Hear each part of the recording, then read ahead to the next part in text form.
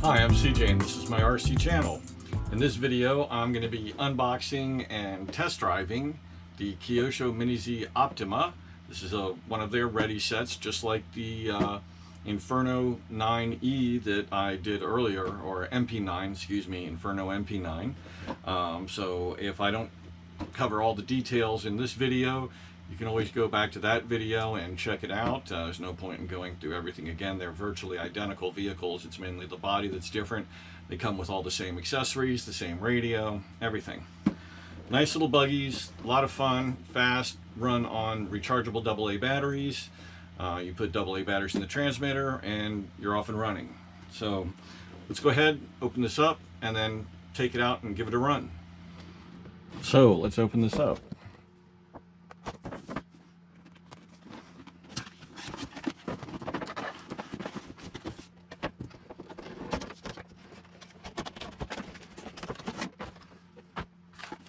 Instructions, assorted items, same parts that we get in the other car, same radio.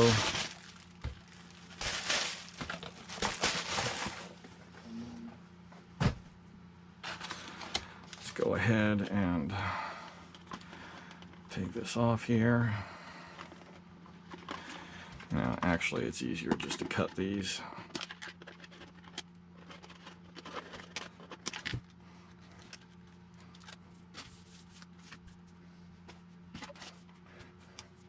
So one thing you need to know about these cars, and I covered this in detail in the video on the Inferno, is that these shocks do not have oil in them from the factory. They give us a little container of shock oil at an appropriate weight, and we need to go ahead and take them off, open them up, fill them with fluid, close them back up, and put them back on again.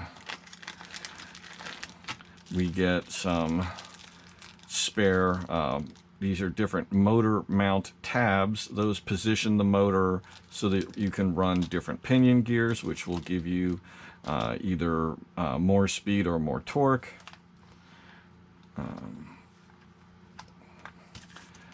To take off the body, you've got a little clip back here. The easiest way to do it is to pinch it with a pair of pliers and then pop the body like that.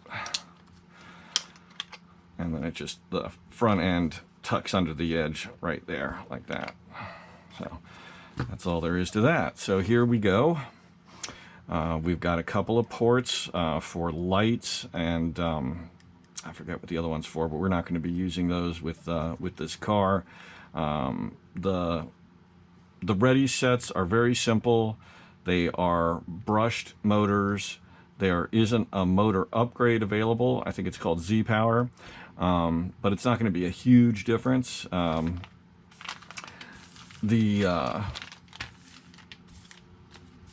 can't go brushless with these without doing major changes. And I don't believe they make any of the buggies at this time as brushless models. So don't even bother looking.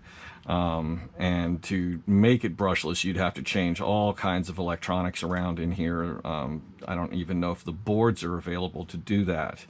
So they actually are just fine as they are. You give something this small too much speed and it becomes completely undrivable. It's not good for anything. The tires are not glued onto the wheels, as you can see. That is something that you may want to do. It would certainly help keep the car stabilized. You might want to look around at other tire types that are available.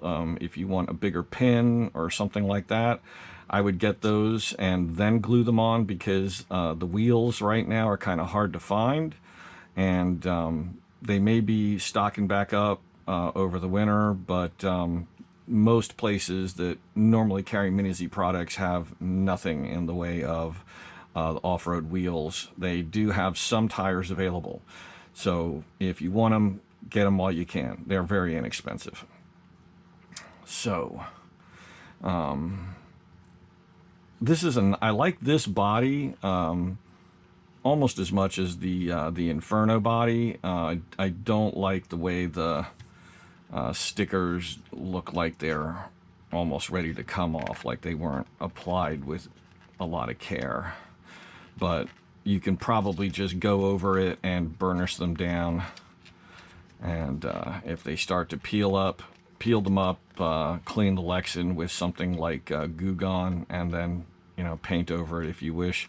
If you see stuff like this where the sticker's actually hanging off of the body, I'm going to trim that off with an X-Acto knife right away, because if that starts collecting dust and stuff, it'll start to peel back, and then dust and grime will get up under it where it's, you know, over the body, and it'll just continue to be a problem until it is ruined.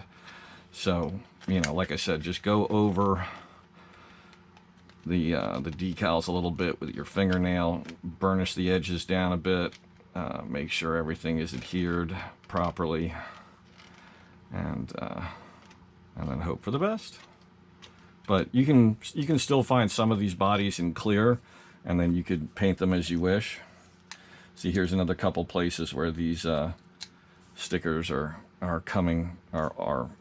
clear of the plastic. These little tabs right there, those need to be trimmed off back here, and that way they won't peel up.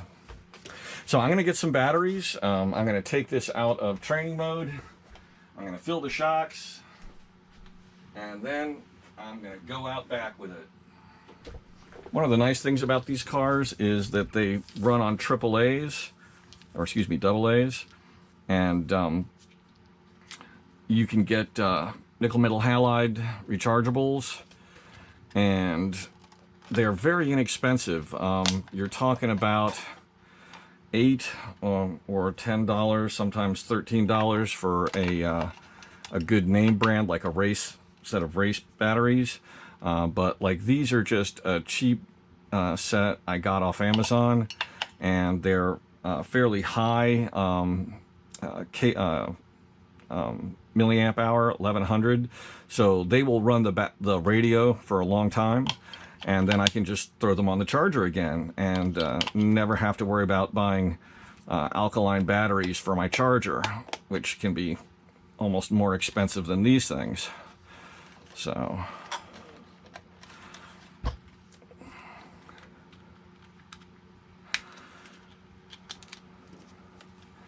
and you get a really long runtime out of a set of the AA's in these cars, especially if you're using, you know, good ones. These are 1100 by Orion, and I've also got some 750s. I want to, the 750s are rated as being a high power battery.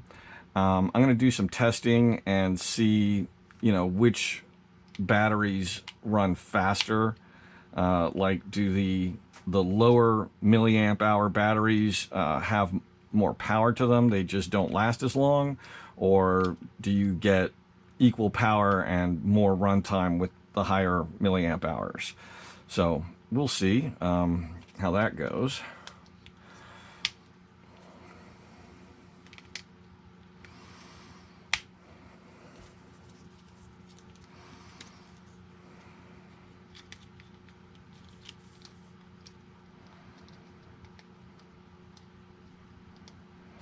But you get well over 10 minutes, maybe 15 to 20 minutes worth of runtime out of a set of these batteries, especially if you're not too worried about it when they start to slow down a teeny bit.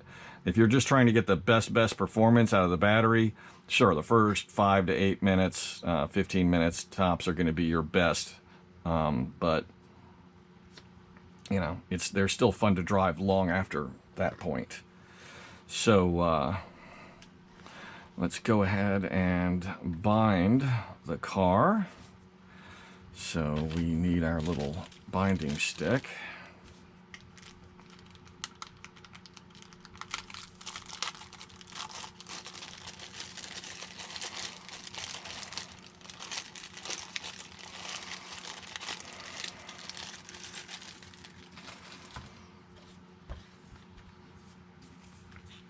And it's kind of hard to do. Turn on the radio. You've got to hold this little button down with this stick while turning the car's power on. So you kind of gotta juggle, almost a situation where you need an extra hand.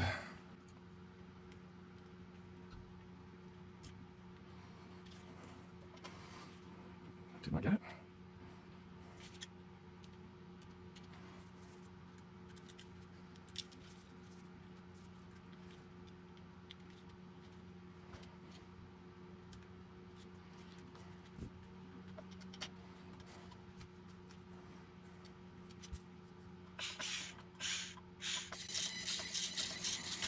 Okay, bound up. Let's see.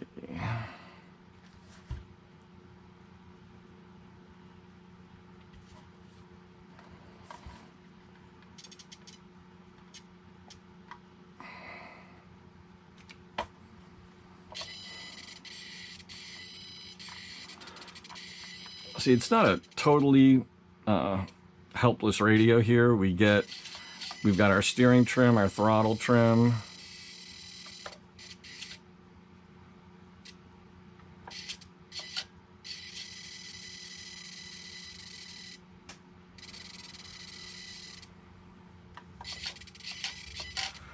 But you can also adjust the sensitivity of the steering. In other words, how far it turns for how far you turn the wheel here.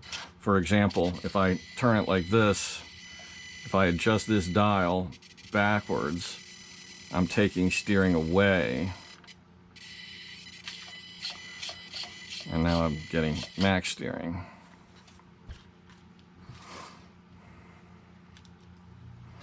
Go ahead and turn that off now. Oh yeah, I might as well take this out of, let me just show you the training mode. That's how much power we have at training mode. Now if I turn the radio off, pull the throttle back, turn the radio back on, release, and the light stops blinking. Now we're out of training mode.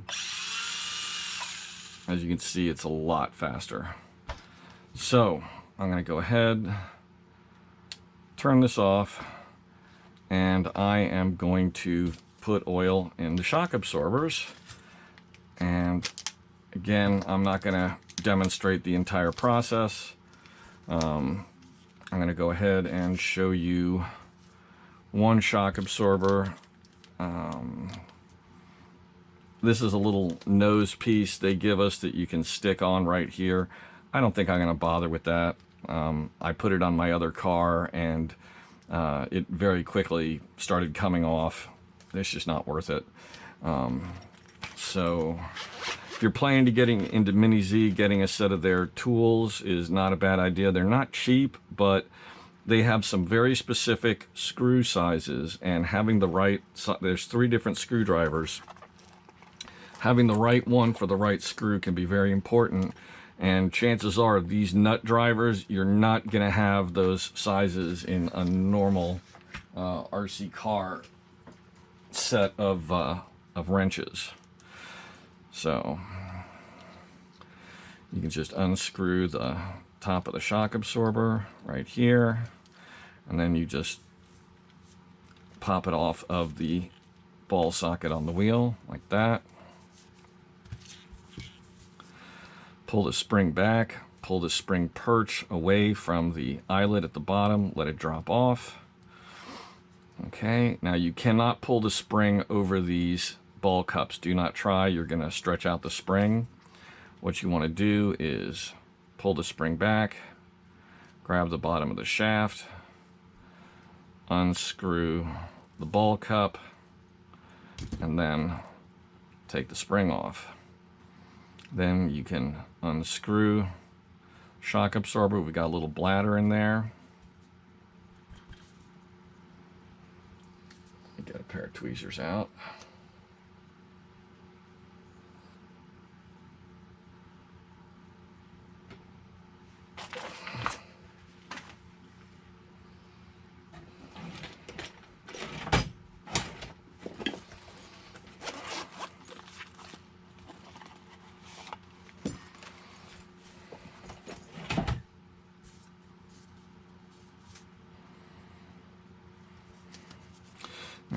let's see if they've got any kind of bushing under these.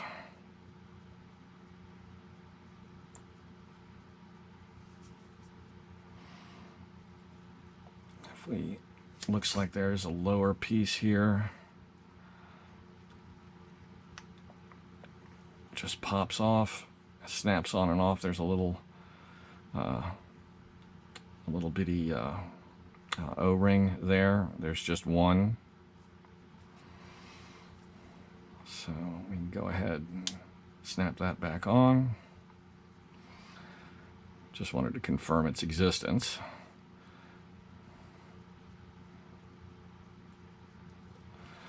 So now we want to fill this shock with shock oil, and we want to make sure that we get any air bubbles out from underneath of the piston. There are no holes in the piston. The fluid just moves around the side. So push the piston up, pull it down. Might have to do it more than once.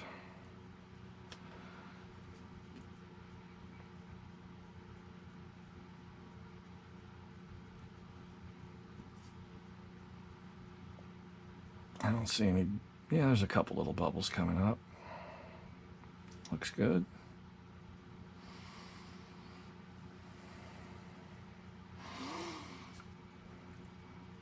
Put on our bladder. Put on our cap. Screw our shock absorber closed nice and tight. And there we have our damper. It's not a lot of damping power, but remember, these are very small cars. They don't have a whole lot of spring. So now we can go ahead, grab our shock shaft, screw on the ball cup,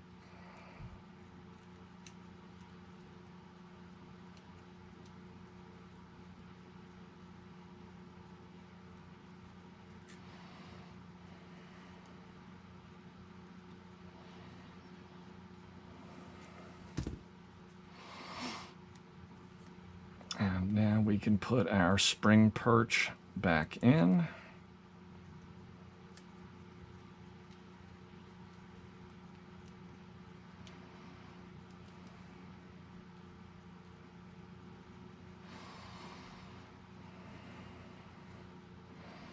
And there is our shock. Now the rear, I'm going to add some of these preload adjusters. You put these underneath the spring here, between the spring and the top on the shock body. You just snap them on, and the more you put on, the further it pushes the spring down. That adds some preload.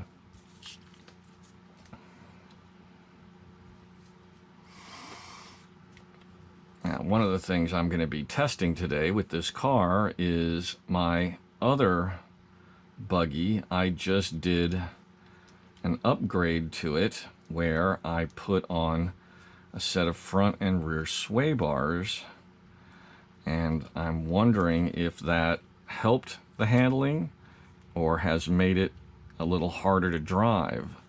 So I have a set for this car if I want to put them on, but I am going to start driving this one without that additional part and to see if this drives better, because the track I'm running on right now is very rough. It's got a lot of little undulations, and I noticed that the back end was kicking into the air a bit. I think part of that is because it was bottoming. So again, that's why I want to add some preload back there. I wish I had some stiffer springs for the rear, but I do not. So at some point I may see if there are stronger springs available, but we will see if adding preload helps level that out while at the same time making the car run a little better with or without sway bars. So we'll see. And the reason they don't put oil in these shocks is because they don't want them sitting on a shelf leaking oil waiting for someone to buy them. Also, think about it, if they are being made in Japan and they're most likely traveling by air from one place to another, they the changes in air pressure could cause the shocks to leak. Excuse me, I was focusing on what I was doing instead of talking.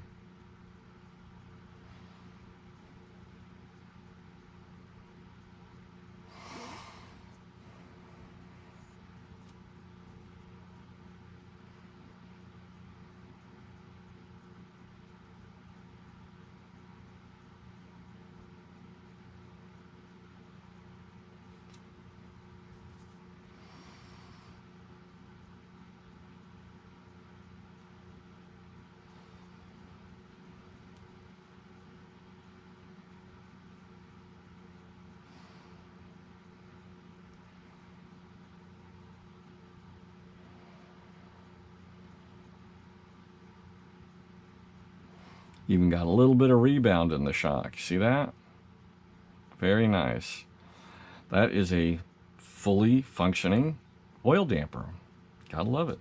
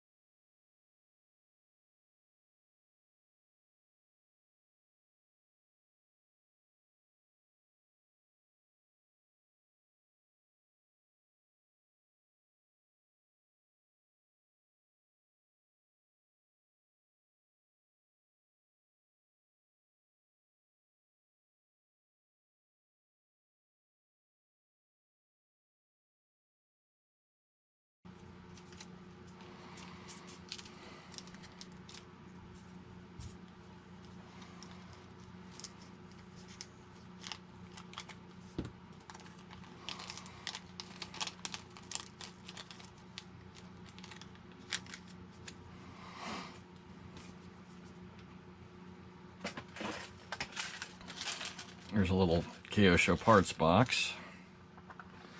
And as long as I'm doing this stuff here, I'm going to swap the plastic wheel nuts for a set of aluminum lock nuts. These are very inexpensive. I think I got like 10 of them for $10. You can get 4 for $5. So I mentioned preload for the rear shocks. So these are preload adjusters. And I think I'm going to start out with at least, there's probably 3 of them.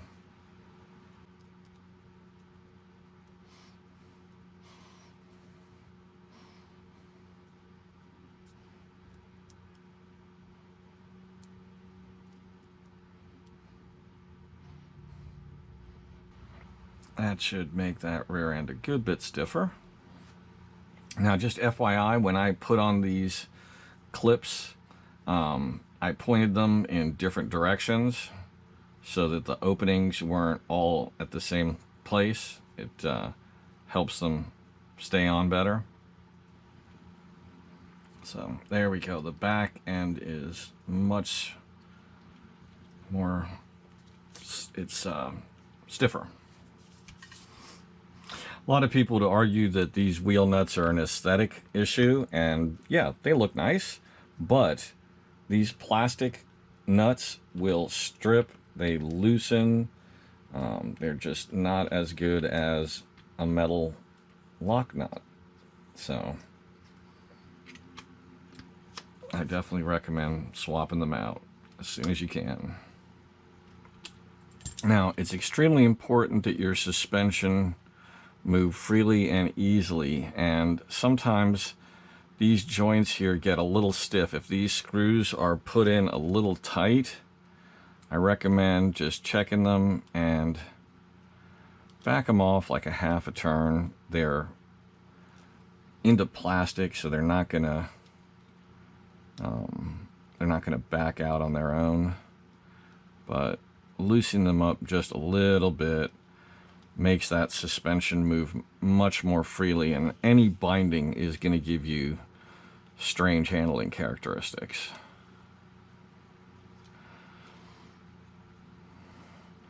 When I opened the other Mini-Z,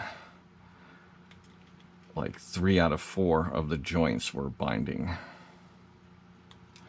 on the camber links. And just because the spring can move it doesn't mean that it isn't binding a little bit. All it's got to do is slow it down a little bit, just binding enough to make one side not move as quickly as the other one. And you aren't going to be able to see that necessarily. You might. If you can see it, it's really bad. But even if it's just enough to slow one side down, you're in trouble. Okay, body is on. Shocks are ready to go. Batteries are in. Got wheel nuts. So let's go ahead and move downstairs outside and run this around the track. So here is the new Optima. Let's see how this handles compared to the other car. I'm gonna have to trim it a little bit, obviously.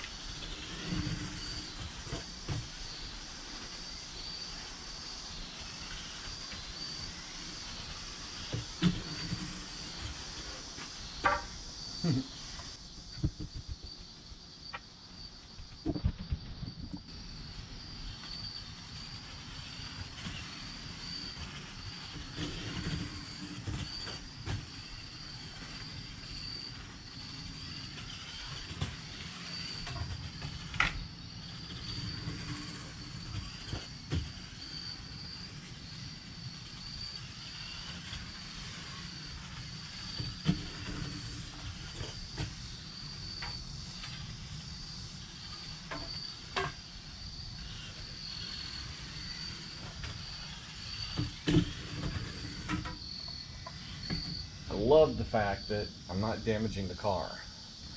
It's a great way to set up a little track.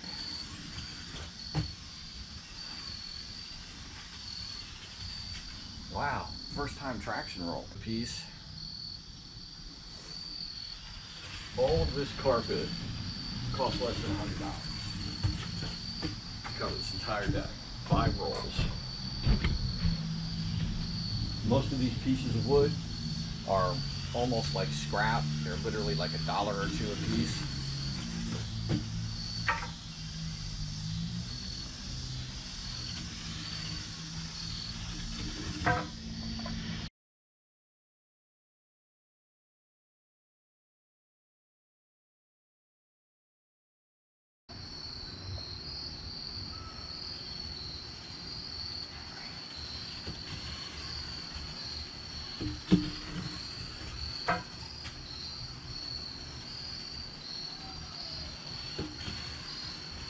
All of the buggies are unfortunately ready set. The electronics and the transmitter in particular are not very responsive. There is a lag in the steering, forcing you to preemptively turn, resulting in misjudgments and crashes. This also affects your throttle and braking response. But there's an option. You have to buy a FlySky Noble NB4 transmitter. This is a really nice transmitter, very high-end, comes with a rechargeable battery. It has all of the features you'd expect in a high-end radio, including the ability to switch the steering from left side to right side, so it gives the option for left-handed people to steer with the hand that they're most dominant with. It also has a color touchscreen. The throttle and steering have adjustable tension, as well as the ability to adjust the distance between the throttle trigger and the brake portion of the trigger. So if you've got thin fingers or fatter fingers, or you want to have more or less space, you can adjust that with the turn of a screw. You need to get a RF module called FS-RM005. This will allow you to upgrade the software in the transmitter to communicate with all of the Readyset receivers. That includes the buggies and the road cars, older and newer. This will greatly improve the performance of the Readyset vehicles and give you access to advanced features like exponential, dual rates, endpoint adjustment, ABS, and of course multi-vehicle memory in the transmitter, so you can have a different control setup for each of your cars, including all of your Readysets. Imagine having a handful of Readysets and being able to control all of them from a single radio, as well as your high-end RC cars as well. There are receivers available from FlySky, from micro-sized receivers for the Mini-Z vehicles, as well as larger receivers that have distances up to 200 meters. I have already purchased this radio, and I'm planning on using it with my MR03 Evo for Mini-Z racing at a local track. Videos on that are coming. The RF module is on order, and when it arrives, I will do a video demonstrating the process of upgrading the transmitter, upgrading the general firmware in the transmitter, hooking it to your computer, and then show you how it improves the features of the Readyset buggies on the track. So definitely subscribe and click that bell icon so you get notification when these videos come out. I hope you enjoyed this video. Please click like and please subscribe to my channel.